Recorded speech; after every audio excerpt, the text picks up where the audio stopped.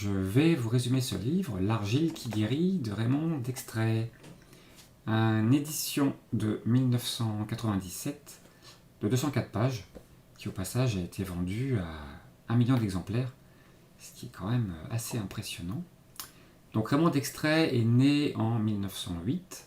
C'est quelqu'un qui, comme beaucoup de chercheurs et trouveurs, a été confronté à des gros problèmes de maladies rémanents qui se sont aggravés à l'âge de 30 ans. Et à partir de là, il a fait des changements de mode alimentaire et il a commencé à s'intéresser à l'argile et à introduire de l'argile pour lui-même, en interne et en cataplasme, pour entre autres ses arthrites. Ce qui l'a sorti du fossé et il a passé le reste de sa vie à chercher, appliquer, étudier. Il a écrit depuis 1950 40 ouvrages et il a travaillé jusqu'à son décès à l'âge de 93 ans. Je vais vous montrer le sommaire et on va surtout parler de l'argile dans mon résumé en tout cas, parce qu'il faut savoir qu'effectivement il détaille beaucoup la partie argile, mais pas que, puisqu'en fait on peut voir ici, ça c'est les précisions d'emploi pour l'argile, donc il rentre pas mal dans les détails et c'est assez pratique parce qu'en final il y a les généralités et après il y a les cas particuliers où il rappelle quel usage général on va dire et qu'est-ce qui peut être particulier pour telle et telle affection. Et puis, il va aussi nous parler d'un usage vétérinaire, agricole, et des formules de tisane.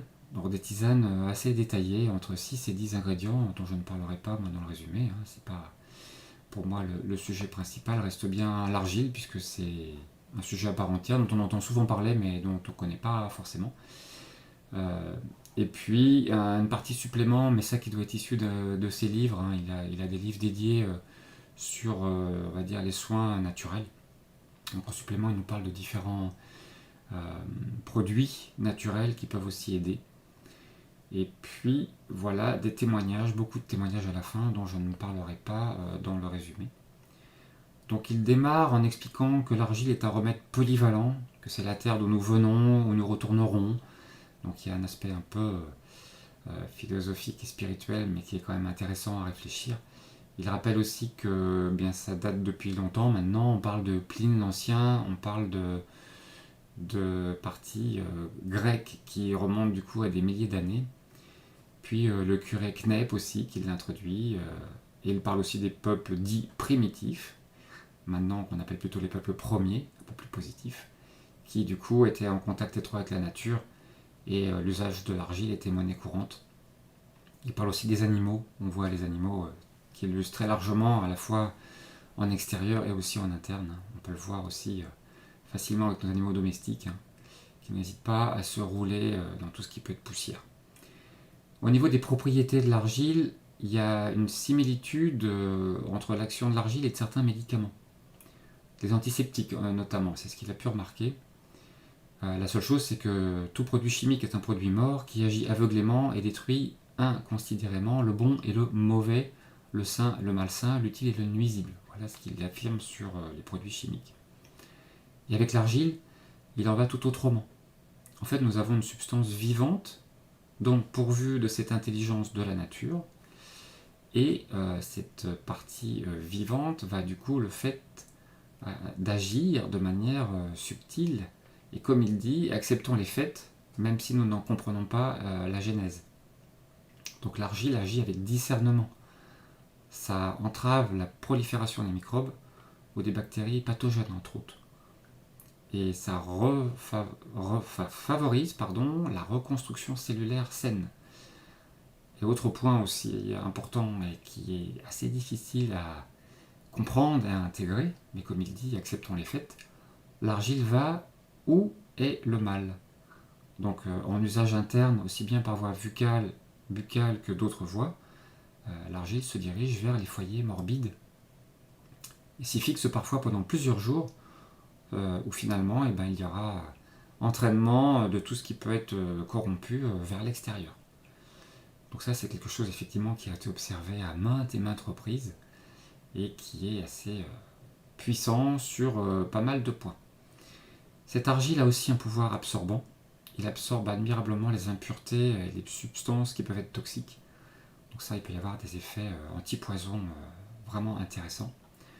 Au niveau radioactivité, en fait l'argile est légèrement radioactive, mais elle permet de stimuler la radioactivité des corps sur lesquels elle est appliquée si celui-ci est déficitaire, ou d'absorber une radioactivité si celle-ci est en excès. Donc pareil, la radioactivité fait peur, mais en fait beaucoup de choses sont radioactives, hein, que ce soit les terres sur lesquelles nous vivons, que ce soit pas mal de produits. Donc voilà, il y a un fonctionnement intéressant de l'argile sur cet aspect. Et en fait, l'autre aspect, c'est que la même argile peut déterminer un résultat spectaculaire chez l'un et sembler inopérant chez l'autre. On retrouve une fois encore cet aspect que l'on est tous différents et qu'on est tous aussi dans un état différent à l'instant T. Donc cette argile va agir différemment en fonction des gens. Ce qu'il dit, c'est qu'elle agira toujours, mais plus ou moins rapidement et selon certains degrés d'affinité. C'est là un peu où ça se complique, hein. On n'est pas en phase du médicament unique pour tous. Il va y avoir une approche à détailler qui dépendra des cas. En usage interne, l'argile est bactéricide pour rendre inoffensive l'eau polluée. Ça c'est quand même intéressant si on n'a que ça à un moment donné. Donc en interne, il donne beaucoup de conseils, hein, par exemple de démarrer en ne buvant que la partie en suspension, hein. Si on prépare son argile la veille, on pourra ne boire que l'eau argileuse et laisser les dépôts au fond du verre. Il va donner pas mal de conseils comme ça, entre autres le fait que par ses propriétés colloïdales, l'argile agit comme une partie détersive et il enlève toutes les substances nocives en interne. Donc il arrivera au final à nettoyer aussi le sang en le nettoyant et en l'enrichissant. Parce qu'il peut à la fois du coup traiter tout ce qui peut être furonculose ou ce qui peut être aussi anémie. Donc ce côté équilibrage en plus ou en moins qui, comme beaucoup de produits vivants au final, va être utile, un peu un côté adaptogène qui va du coup combler les carences minérales quand il y en a ou évacuer les toxines quand il y en a aussi. On va avoir une stimulation d'un organe déficient et ça va contribuer à son rétablissement de sa fonction défaillante. Donc on a un accès sur la fonction globale de l'organisme, ce qui est vraiment très intéressant. Et puis avec son côté puissant, une cuillère à café par jour est en général largement suffisant. Donc effectivement, il nous explique dans cette partie-là en interne comment on peut faire des petites cures en interne, associé avec du citron au besoin, pour l'aspect dissolution de tout ce qui peut être cristaux ou flocula en interne. Sur l'argile à employer, il dit quelque chose de très logique. Et bien au final, si on choisit une argile grasse et qui ne croque pas sous la dent, ça veut dire en fait qu'elle est exempte de sable. L'idéal sera de choisir une argile de la région où l'on vit, qui agira en sympathie avec nous-mêmes, le local, une fois encore mis en avant. Donc les infections intestinales sont des choses qui vont être là encore combattues grâce à l'argile. On peut du coup en prendre le matin au réveil. Et bon, je ne rentre pas dans les détails de tout ce qu'il explique. Ce livre est quand même assez complet. Il fait plus de 200 pages, donc vous aurez tous les détails dedans. Au niveau des réactions, il peut-il y avoir des réactions par rapport à l'argile? Eh bien, au final, ça peut être étrange et déconcertant, parce qu'il peut y avoir des choses que l'on aura du mal à interpréter. Alors, comme souvent, des fois, des parties qui vont un peu se réveiller, avec des moments où on peut se sentir un peu plus mal. Et du coup, voilà, ça va demander des fois un peu d'aide aussi, un peu d'accompagnement. Il nous parle de l'alcalinité ou de l'alcalose. L'argile régularise le pH sanguin, qui nous explique dans ce chapitre. En externe, donc la préparation, l'idée c'est de mettre l'argile en gros morceaux dans un récipient en verre et de mettre de l'eau par-dessus jusqu'à recouvrir, ça c'est le seul schéma présent dans le livre, jusqu'à recouvrir l'argile, légèrement le couvrir. Et après on n'y touche plus en fait, et on n'y touche plus du tout. Cette argile peut se conserver plusieurs jours dans cet état, d'ailleurs comme elle est très utile pour des brûlures par exemple, il conseille d'en avoir toujours un récipient préparé à la maison. Et cette argile, on ne la remue pas, même pour son application. L'idée, c'est que voilà, c'est un produit vivant, un produit disponibles et on interfère le minimum avec toujours des spatules en bois, éviter tout ce qui peut être métal, surtout sur la partie, on va dire, métal qui serait oxydable. Après, il va rentrer dans des considérations de température en expliquant pourquoi des fois on l'applique froid ou tiède ou chaude. Donc là, ça va dépendre de beaucoup de choses. Il explique beaucoup ça sur le fait, par exemple, que un cataplasme qui est appliqué ne doit pas donner une sensation de froid. Donc il rentre dans beaucoup de ces détails ici pour détailler comment on doit se sentir quand on reçoit un cataplasme d'argile, par exemple. En fonction des cas aussi, est-ce qu'on est face à une infection froide ou une infection chaude. Donc ça demande une lecture assez précise, ou en tout cas le fait de s'y référer assez précisément quand on veut appliquer quelque chose. Un exemple qui me revient, par exemple, il explique qu'au niveau des doigts, si on applique ça sur un doigt et qu'on garde ça la nuit, on peut avoir vraiment une sensation désagréable du fait de se resserrer autour du doigt. Et effectivement, j'ai vécu ça. Du coup, il conseille de l'appliquer sur plusieurs doigts en même temps. Ça paraît assez simple, mais quand on relit pas le bouquin et qu'on se dit oui, c'est bon, je me rappelle, on va mettre de l'argile, et bien du coup, on va se réveiller la nuit avec le doigt enserré autour d'une gaine d'argile sur un seul doigt, et du coup, c'est un peu dommage, autant en mettre sur plusieurs doigts, même si un seul doigt est concerné. Donc cette argile peut être chauffée au bain-marie, ne pas chauffer 2 fois. Et c'est pareil, après usage, le cataplasme, l'argile doit être jeté, remis à la terre, il ne sera pas utilisable de nouveau. Son épaisseur aussi est variable, on peut aller de 5 mm à 2 cm, donc ça va dépendre des cas d'usage. En général, tout en privilégiant le contact direct avec la peau, le conseil c'est de démarrer avec des faibles épaisseurs, ne serait-ce que pour voir comment ce produit agit sur nous. Au niveau durée, ça peut être de 1 heure à toute la nuit. Donc là encore, on démarre avec des durées courtes. En tout cas, il insiste bien sur le fait que l'application en externe ne doit pas occasionner de gêne ou de sensations pénibles. Et que si c'est le cas, il faut enlever le cataplasme. Donc au niveau cadence, c'est variable. Pour tout ce qui est application à visée du foie, des intestins ou des reins, les réactions de l'organisme sont potentiellement importantes. Et si on applique trop souvent, on peut avoir un affaiblissement global. Donc ce sont des applications sur lesquelles on va être prudent et attentif. On évite d'interrompre un traitement à l'argile. C'est un agent actif qui déclenche des réactions. Et il faut aller jusqu'au bout de la guérison totale. La guérison totale. Donc c'est bien, ça ressemble aux antibiotiques. Donc, certains d'entre nous sont habitués à entendre ça. Donc c'est une recommandation importante pour lequel, quand on démarre, on a une notion de rigueur et de persévérance aussi par rapport à ce genre de choses. Certes, plus compliqué qu'avaler une gélule, mais dont l'enjeu est important quant aux effets secondaires et à ce qu'on pourra obtenir à la fin.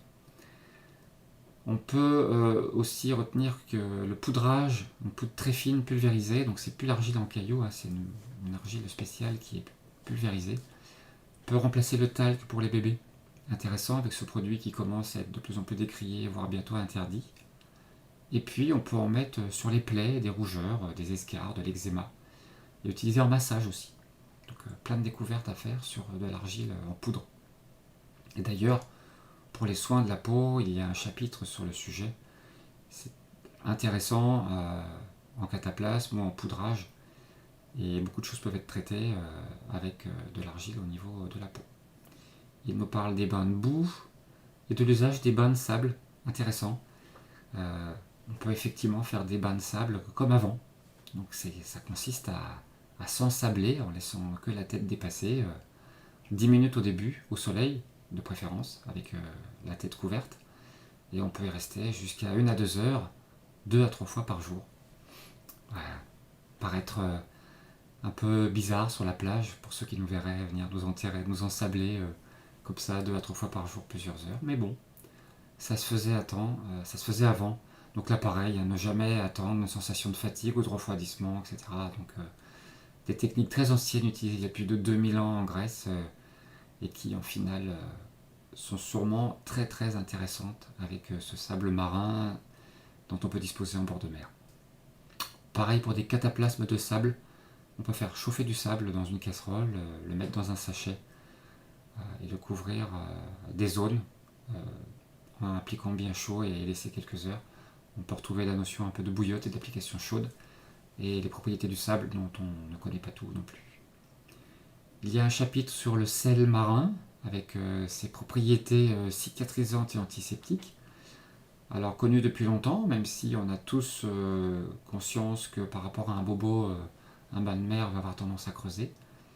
Mais de manière courte, effectivement, il y a une notion cicatrisante. Vous verrez en général d'ailleurs que ces bobos sont très secs, très beaux, même s'ils se creusent un petit peu. Donc on peut laver les plaies, on peut faire des gargarismes, etc. Donc il y a un chapitre sur le sujet qui est très intéressant et qui au final, par exemple pour les déséquilibres glandulaires, il va parler de bains de mer entiers, plutôt chauds de préférence, ou l'utilisation d'eau salée ou des bouillons d'algues, avec des macérations d'algues. Un petit chapitre sur les bains de siège froid parce qu'il en parle après dans le traitement de la fièvre. Et puis beaucoup de précision d'emploi où là il va détailler, comme vous avez vu dans le sommaire, au niveau des yeux, par exemple, et bien voilà, les yeux c'est plutôt des troubles qui vont être associés au foie, du coup il le renvoie vers le foie. C'est pour ça que ces précisions d'emploi sont intéressantes parce qu'en final, pour toujours effectivement se dire ok, cataplasme, je peux faire un petit cataplasme sur l'œil, comme il conseille par ailleurs, sur une gaze, œil fermé, etc. Mais évidemment, ça serait traiter, on va dire, la partie symptomatique, alors qu'au niveau de la cause des causes, le foie est probablement quelque chose à soigner gentiment et avec soin. Au niveau du nez, par exemple, lavage à l'eau argileuse. Je suis assez fanat de tout ce qui est lota et de lavage avec de l'eau. J'utilise en général un peu d'eau de mer mélangée avec de l'eau douce, mais on peut effectivement utiliser de l'eau argileuse. C'est intéressant, du coup on prendra que l'eau et on laissera peut-être l'argile au fond du verre, mais c'est très intéressant cet aspect lavage du nez. Ça peut effectivement éliminer beaucoup de virus, beaucoup de choses présentes dans le nez. Ça peut être très utile. Poumon, estomac, le foie. Donc du coup, tout ce qui est foie, vésicule biliaire, il dit bien il faut individualiser. Il insiste beaucoup là-dessus. On n'a pas un remède unique pour tout le monde. Donc y aller doucement, fine épaisseur, observer, etc. Plutôt froid en été ou quand on a un foie congestionné. Donc là encore, en fonction des cas de figure, on sera soit en cataplasme chaud, soit en cataplasme froid. Donc il faudra se référer à ce qu'il nous explique.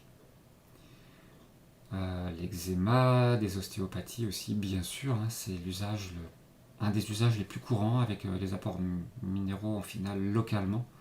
C'est franchement très intéressant pour tout ce qui est ostéopathie. Pour les plaies suppurantes aussi, ou même gangrénées ou ulcérées, on n'imagine pas effectivement mettre de la terre comme ça sur ces cas de figure. Mais j'ai testé, c'est vraiment très très efficace, très surprenant, avec des cicatrices qui sont du coup très fines. Il parle aussi de tumeurs bénignes, qui bien sûr là seront associées à un régime alimentaire désintoxicant. Il n'y aura pas que l'application de cataplasme ou d'urgile en interne pour ces cas de figure. Donc très important sur les brûlures, appliquer le plus rapidement possible, d'où l'idée d'en avoir préparé à l'avance. Donc voilà, je vais faire court sur ce chapitre-là, parce qu'il est assez complet en final. Il parle de beaucoup de cas particuliers, en disant à chaque fois des choses très très utiles. Donc usage vétérinaire, usage agricole, parce qu'effectivement pour les animaux, comme elle est puissante, en plus on n'a pas besoin d'aller sur des très grandes quantités, par exemple pour les chevaux, donc c'est intéressant. Des témoignages, cancer du sein, eczéma, rhume des foins, donc cataplasme sur la nuque, lavage de nez à l'eau argileuse, intéressant. Il a un chapitre sur les aliments générateurs de force et de santé, c'est une page, en fait il a d'autres livres sur le sujet. Et puis par contre un chapitre qu'il appelle en supplément, où par contre là il va être beaucoup plus précis et apporter des informations issues aussi de ses autres livres, en parlant par exemple de verres qui parfois peuvent se briser quand on prépare l'argile, donc il nous explique un peu les aspects puissants de cette argile et sa compréhension. Il va dans ce chapitre aussi nous parler des compléments à l'argile, donc des produits comme l'ail par exemple, un remède économique et puissant, et en préventif très efficace. Donc il nous explique comment utiliser l'ail en interne, de manière assez connue, mais en externe aussi, par exemple sur les corps ou les durillons. Donc ces chapitres-là sont bien détaillés et très utiles. Il nous parle du chou, utilisé aussi au niveau de ses feuilles pour aider au cataplasme, mais plein d'autres aspects du chou aussi, à la fois en consommation interne ou en cataplasme de chou aussi à part entière. Donc là encore, méthode économique efficace. Le citron aussi, qu'il utilise assez souvent.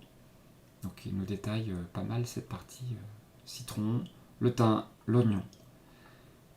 Le système œuf-citron, qui consiste à prendre un œuf entier et non pas juste des coquilles pour récupérer pas mal de parties minérales après une nuit d'exposition au citron.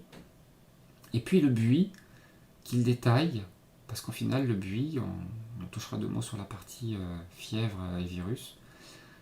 Le buis est pour lui très utile pour tout ce qui peut être antiviral. Et puis enfin, le sureau. Donc, le chapitre suivant redétaille, il donne en fait des indications pour commencer un traitement. Par exemple, aspect, il dit voir chapitre aspect furoncle anthrax. Et sur d'autres parties, il va dire, en fait, il va renvoyer aux chapitres différents et puis il va préciser de persévérer dans certains cas ou dans certains autres. Donc là, nous donne des précisions complémentaires sur plusieurs pages en complément de cette première partie qui détaillait comment user de l'argile en fonction des cas de figure. Il nous parle d'équilibre alimentaire. Donc parler de lipides, protéines, glucides, c'est d'une grande naïveté, dit-il.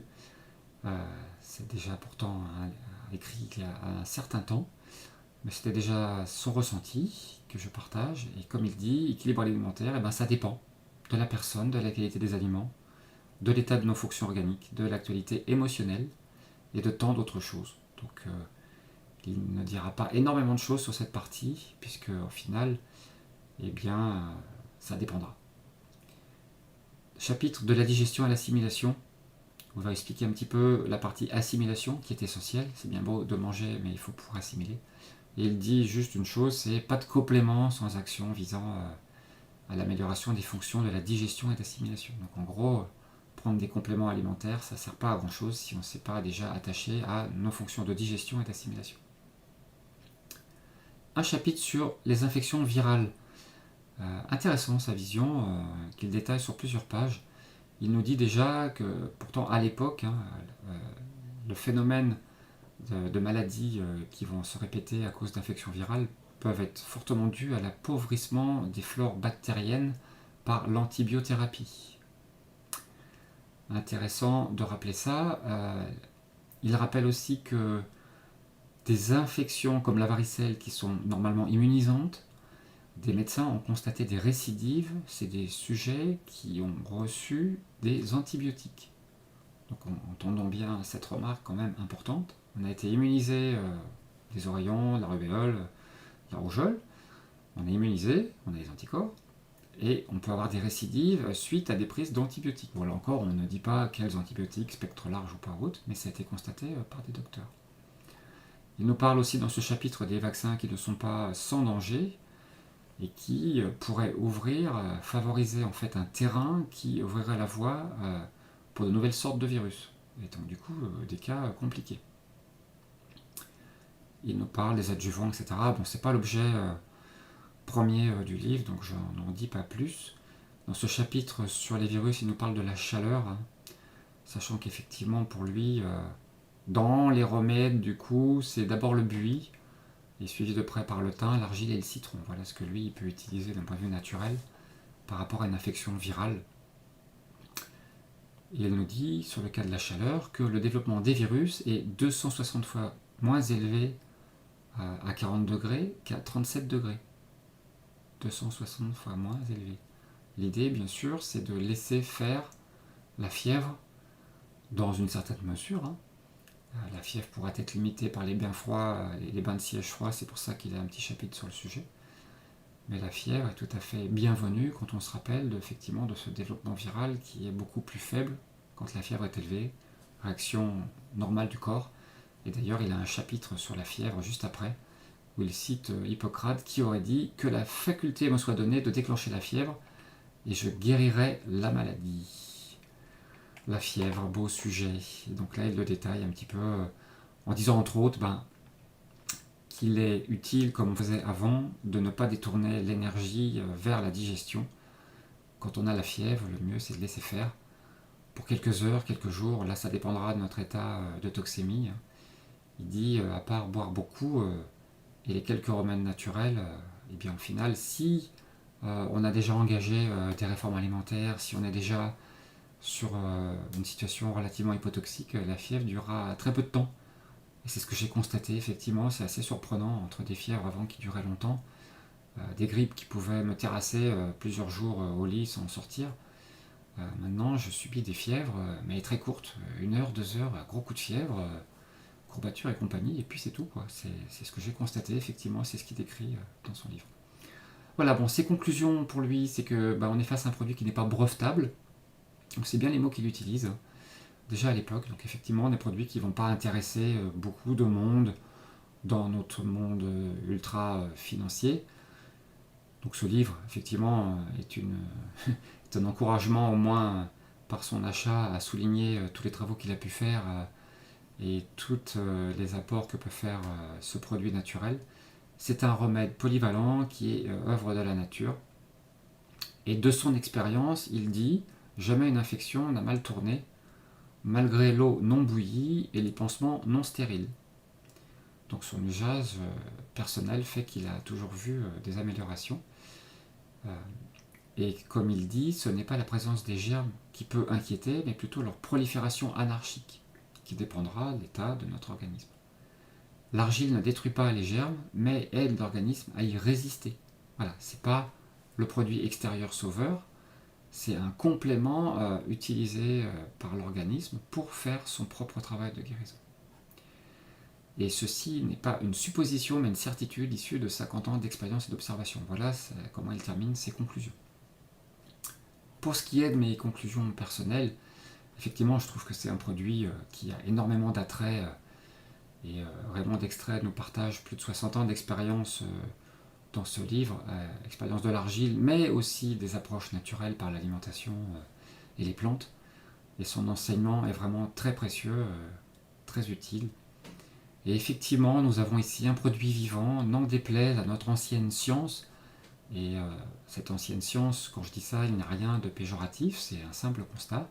Cette science n'y voit pas grand-chose avec les méthodes dont elle dispose aujourd'hui, mais ça viendra.